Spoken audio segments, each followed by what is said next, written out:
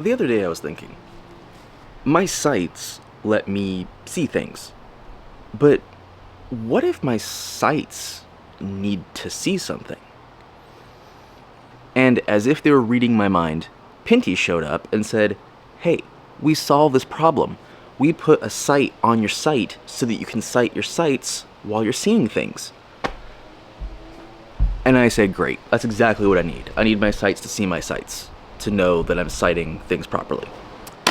And so they sent me this, the Pinty 3-in-1 sight on your sight on your sight set kit. They sent me this thing because, see, this isn't one sight. It's a riser attached to a scope that's 3 to 9 times magnification that has Picatinny rail on it, so that they mounted a laser and a red dot sight. So these are 3 distinct individual sights. They don't have to stay together like this. You can take them apart, put them on whatever you want. They just come together for some reason. And I have never had an actual scope before in any hobby. I've only used a scope like twice in my life. So I was excited to test this out. I will be aiming at a target that's about 2 inches wide, that is about 100 feet away. So I put 2 spacers in here, which should be about 200 FPS, give or take. The problem is that I don't know that the point of intersection between the bore and this sight are gonna work, but we're gonna try. And I'm gonna try to zero both of these sights in so that I can use the reflex and switch to the scope back and forth as needed and see what that kind of feels like, because I've never tried doing that. Something that I really like about it, actually, changing the zoom level is really easy. There's just this little dial here. You crank it, and it's marked so you can see what level it's at. It's very easy to understand. There's a focusing lens here to make small adjustments as well. But what I think is cool is that the MOA adjustment dials right here, you just click them. I don't need a tool or anything. All of my other sights, because they're cheap, require a hex key, and you have to like make micro adjustments to it. I also really like the lit up reticle. I knew that it had this. I thought that it would just be the same as all these red dot sights where it just projects like a dot in the middle and then it still has the regular crosshair, but it doesn't. I'm hoping I can capture it on camera. If not, I might have to like fake it a little bit, but it actually changes the entire inside of the scope to be red or green. Like, it changes all the lines, the elevation marks, everything turns red or green. That's really cool. Didn't expect that. I actually don't even know how they're doing that. It's the nice sight, it's aluminum, the finish is nice, it looks good, it doesn't look cheap, it's nice. Obviously the quality is airsoft replica level. If you know what I mean, then you know what I mean. What I really like though, this is a quick release. That was really tight. So you just slide it on, boom, tighten the grip right there.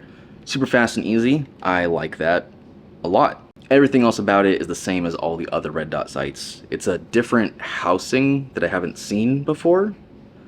That's aesthetic, whatever. And then the laser is whatever. I think it's cool it does have grub screws up here, so you can actually adjust the laser, zero that in.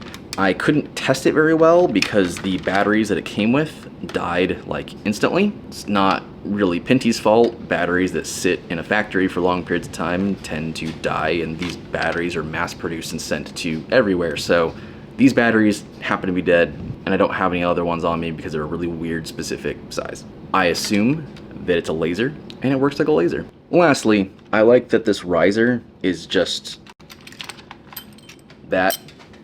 It's cool that, especially if you have this all set up as a unit, it's nice that you can just take the whole thing on and off by turning these bolts.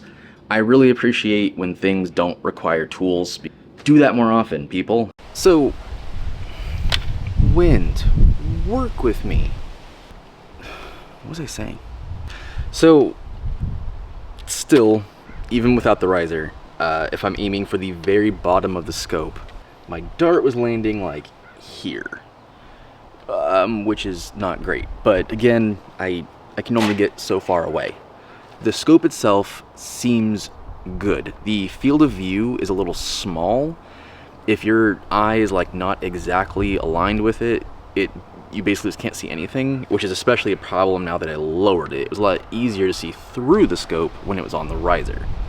Now, I did manage to zero the red dot decently well. My shots were landing right around here, which is good enough for that range, given the FPS and precision of the blaster. What I think is interesting, because I don't typically use a riser, so I haven't really messed around with this, but because this is elevating the sight so much, I'm able to use the sight like this. I don't have to bend my head or anything. I'm just standing here, I can lift the blaster up, and I can see the reticle right there. And that's actually pretty cool, because sometimes I'm just looking and I just want to like check something, but not like full on aim at it, if that makes sense. With all that said, do you need a scope? Probably not. You probably don't need a scope. But if you want one just to have fun with, or if you do happen to play in a very high FPS club outside or something like that, where a scope is actually valuable, this scope seems decent. This entire unit, package, whatever, is about 120 US dollars, although right now it's on sale for $85. I don't know for how long. And for 85 bucks, if you think that these are usually like 15, 20-ish, depending on the manufacturer. The riser's probably like $10, laser sight's probably like 15 also, then, you know, it's really not that bad of a deal. I think that if you want a scope and you don't need something stronger than this, because 9 times magnification is a lot, then this bundle's a good deal, because you may as well get it just to get the other parts, because, you know, you'll use them on something else. I'm going to use these all on other stuff. I'm going to use that riser probably on that. Links. You can't see it. Doesn't matter. So, thank you, Pinty, for sending this to me. I actually had a lot of fun messing around with it and experimenting. I look forward to finding an excuse to use this on the field. And other than that, thank you for watching, and I'll see you next time.